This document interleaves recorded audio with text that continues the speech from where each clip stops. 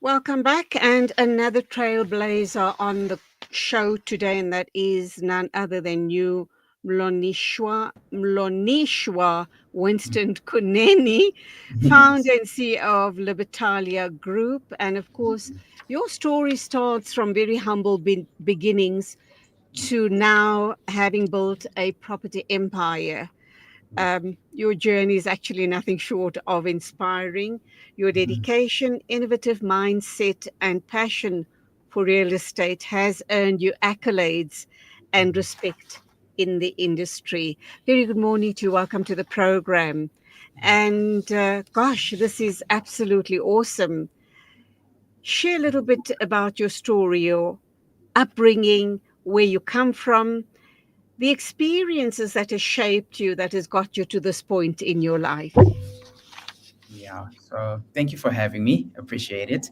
I'm Mhlonishwa Winston Kunene. You tried your best saying my first name. I apologize. Yeah, no. Thank you for the invitation. It's an honor to share my story, especially since it's Youth Month.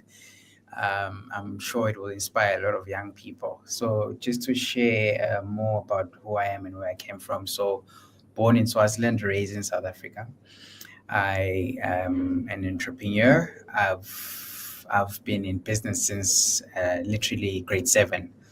I started selling games, and there was actually an award that I received in grade 7 for Entrepreneur of the Day.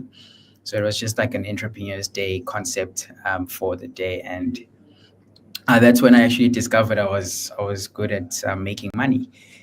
Because I'd made the most money as the student then.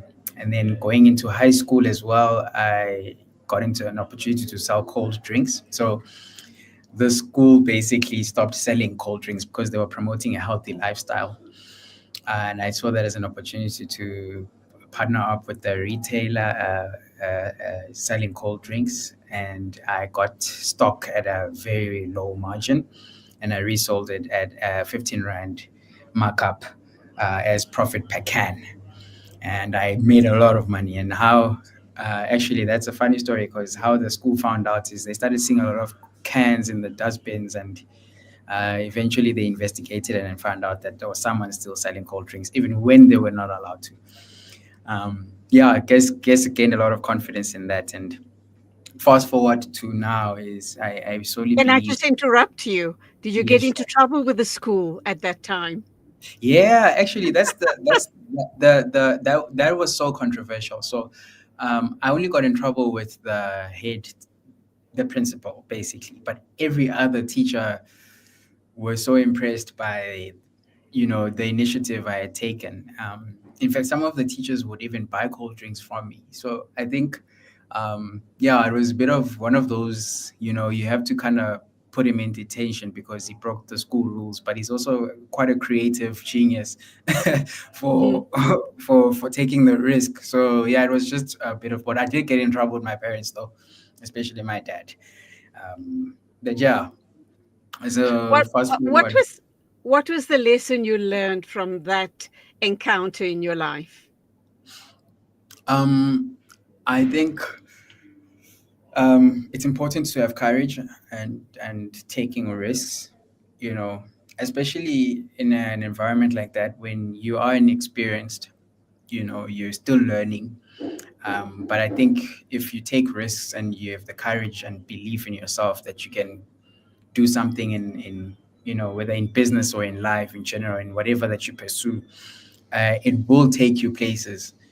When I took that risk of selling stuff at school, I never thought today I'd be sitting here in a radio interview sharing my story. But at that time, when I took the courage and the initiative, I guess that's the beautiful thing about it, is that that's how life works. If you don't take any risks, you might not get where you need to be or where you want to be in life. So yeah, that's the key to success, and I think I carried that with me.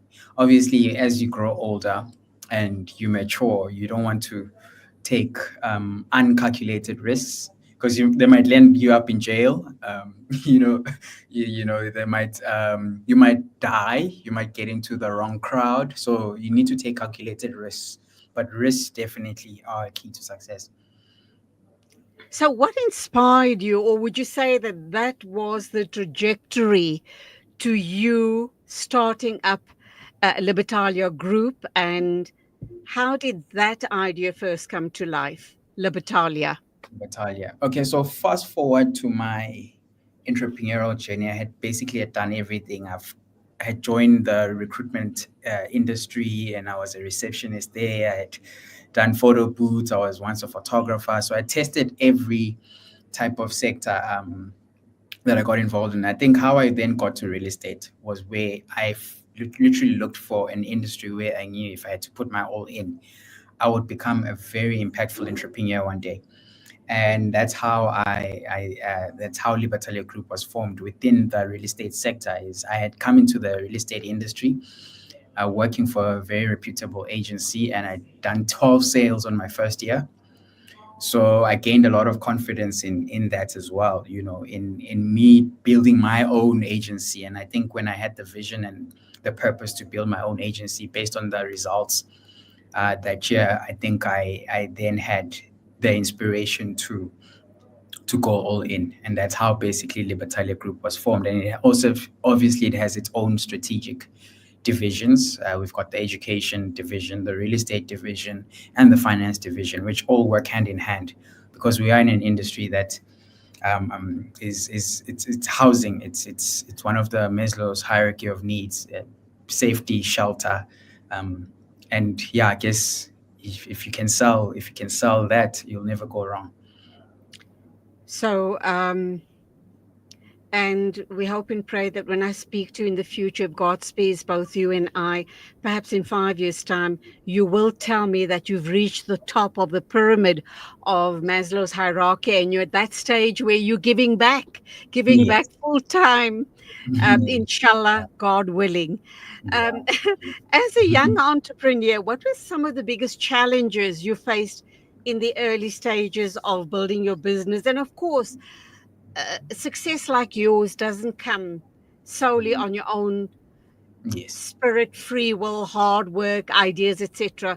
There must have been one or two people that were behind you all the way, saying to you, yes, you're on the right track, go for it, we're here with you, we've got your back. All right. Um, yeah.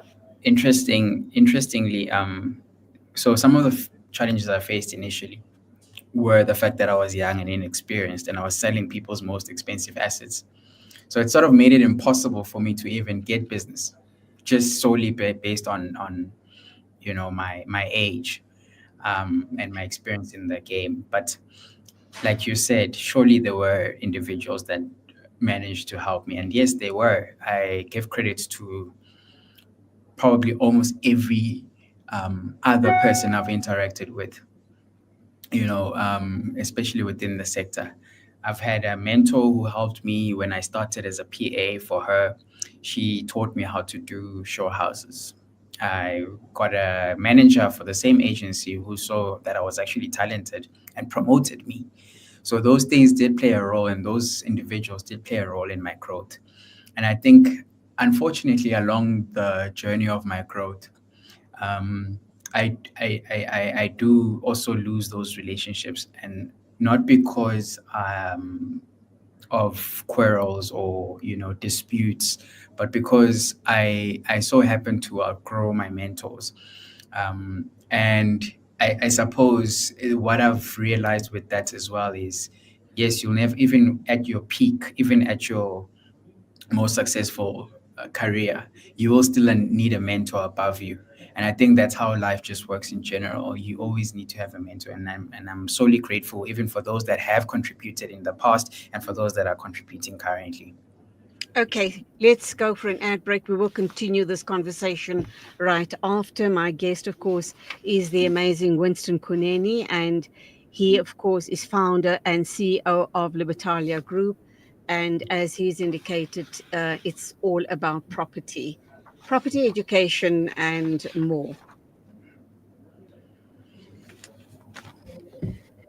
the Crocodile River bordering the Kruger National Park. As a guest at Buckler's Africa Lodge, one can enjoy an amazing sunrise or sunset on our spacious deck area while you catch a glimpse of some wildlife sightings along the Crocodile River. The sounds of the African savannah will greet you whilst you enjoy your morning coffee. Buckler's Africa Lodge by Tingana Collection. Buckler's Africa Lodge is ideally situated only 6 kilometers from the Crocodile Bridge Gate in the Kruger National Park. Catering for all travelers with variety, we have 4 types of the finest rooms: superior rooms, deluxe suites, and 2-bedroomed family units. Each room is equipped with the finest amenities to make your stay unforgettable. Guests can choose between the self-catering option or book their accommodation with breakfast and dinner included.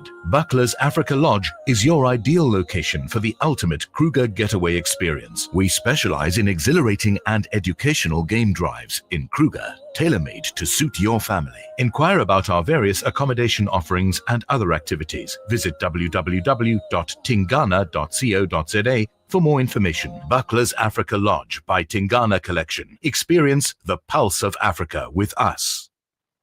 Discover the Africa of your dreams and surround yourself with her spectacular beauty. Relax beneath her serene sunsets and explore wildlife at its natural best. It's where the pride of Africa comes together. The Kwantu Private Game Reserve. Get to know the Big Five or cruise on an elephant safari game drive. Interact with lion and tiger cubs and enjoy world-class halal cuisine while we pamper you during your 5-star stay.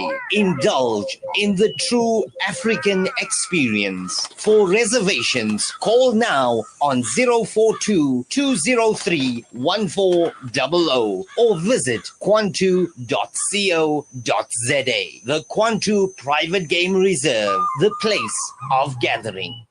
World-class financial services only at Sapphire Global, your financial partner. If you are looking for Islamic, Sharia, and ethical financial products, look no further. Sapphire Global offers a wide range of financial service offerings from short-term to life and investments. A full-service center with all financial requirements under one brand. Our highly skilled and experienced consultants are ready to help protect your financial future. Contact us on 041 001 0184 or visit our website on www.sapphireglobalfs.com. Sapphire Global is an authorized financial services provider. Kids these days are smart, and when you're competing for their attention against their smartphones, you need to make smart choices, like using Sunfoil triple refined pure sunflower oil in every meal you make. It's naturally cholesterol-free and approved by the Heart and Stroke Foundation as part of a balanced eating plan. So whether you're cooking, frying, or baking, you get the great tasting results that'll get their attention faster than the latest app. And if that doesn't work, change the Wi-Fi password. Sunfoil. Now we're cooking. Listen to something fresh.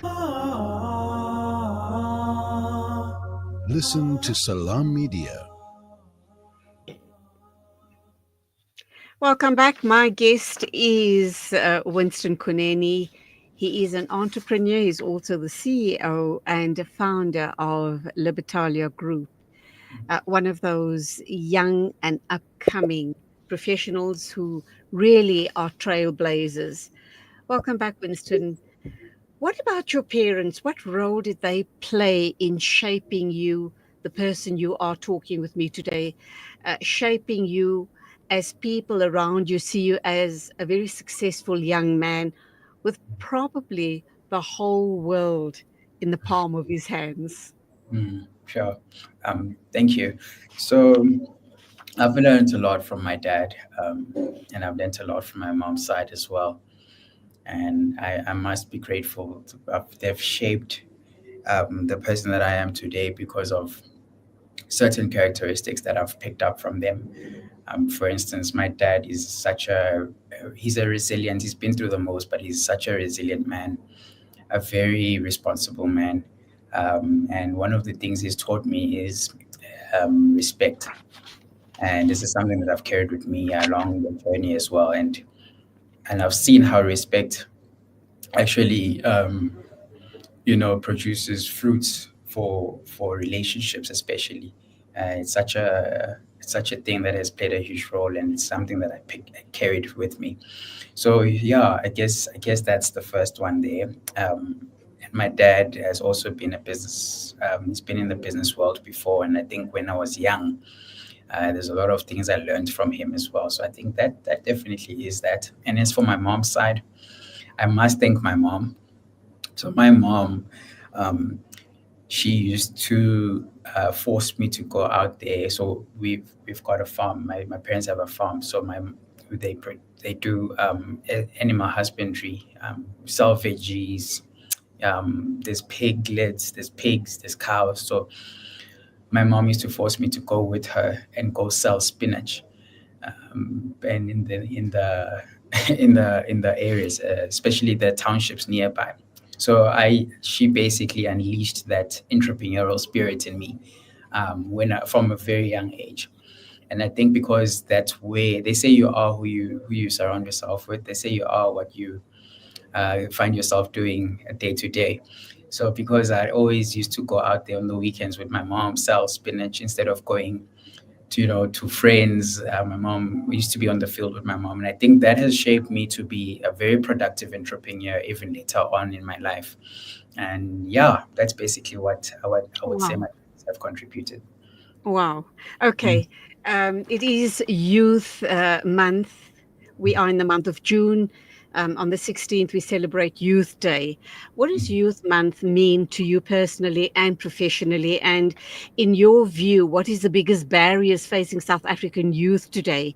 How can we begin to break down those barriers and let the youth see that there are opportunities out there? Yeah. So Youth Month is such a very special month for us. I wish it would be Youth Month every month, to be honest. So yeah, especially for individuals below 35, there's quite a lot that is happening in this country. And yes, of course, besides the uprising of the Soweto student riots, we look at Hector Peterson, one of the icons from the 1976, who went out there to fight for the youth, and they actually got killed for it.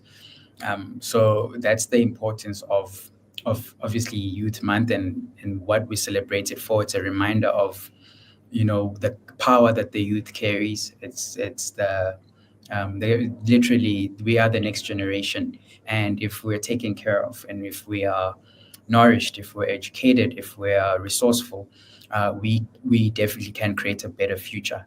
And that's why it's so important to just um, not only as a reminder, but as just to highlight opportunities as well in this country that are available, to expose the youth also into opportunities that can advance them in their life, in their careers. Just to answer your question specifically, what does it mean, and how do we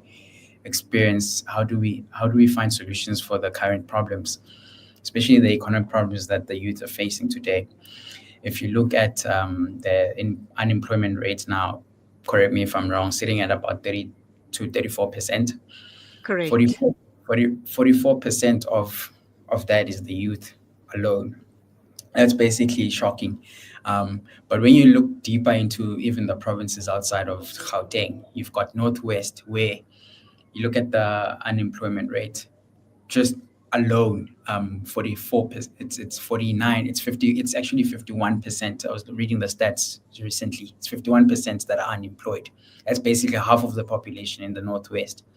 Same thing, you go to the Eastern Cape, it's about 49%, which is close to half of the population that are unemployed. And majority of these individuals are young. It's the youth. And I must say, government has tried with programs, with initiatives. There has been massive progress for the past, since 1970, well, since 1994 rather, with the new democratic government. There has been massive progress in terms of creating job opportunities. But I must also say that um, if you look at the unemployment rate back even before the recession in 2008, the unemployment rate was sitting at 20%. It's now sitting at 34. It's increased massively. And I do think that majority of that is because of the shift in our entire economy. We've become more tech-driven. We've become a technological world. And unfortunately, with the current syllabus that we have in this country, we still have the old traditional educational systems, which is quite deadly and dangerous. And if we don't resolve that and if we don't address that, the problem will just continue to grow. Even when the government has thrown in programs and free education and all of these other things, it won't address the problem adequately. So I think we need to start prioritizing technology. We need to because now we live in an artificial intelligence world, and you look at all these other countries outside, they're really progressing. The youth in particular that is very good in technology are getting job opportunities, from marketing, digital marketing, to digital software development, to you name it. Young people have the opportunity to start businesses, creating websites, doing marketing, and doing all these other things that I've mentioned. And this is what we now need to redirect our resources towards as a country. It's technology. We still prioritize manufacturing. We still prioritize, the low-level skills. And if you look at the generation before us, they adapted to it. That's why the unemployment rate was low, because they adapted to the manufacturing industry, the mining industries. But now, unfortunately, we still have people who are looking into, the tech side, where the government hasn't invested enough. And I think that's what we need to do. And I think as the youth, having me in platforms like this to expose, such information is and every other person that is probably doing the same, is important then for the youth to take action, as well as the government and private sector to get involved and push towards that. Okay, we've run out of time. So many more questions that I needed to put to you, but perhaps we can pick up on this interview another time. But thank you indeed. God bless and continue your winning streak. Thank you so much. I appreciate it. It's exactly 12 o'clock. This is the mid-morning show with me, Julie Ali. Still to come on the show, we are going to be talking with Fatima Sidat. She's a clinical psychologist. She's with SADC. And we're going to be talking, breaking the silence on men's mental health. And we will be wrapping up by talking with kickboxing coach Shihan Abdullah Ashraf Bayat. All of that still coming up in the next hours. So we hope you'll continue keeping us company.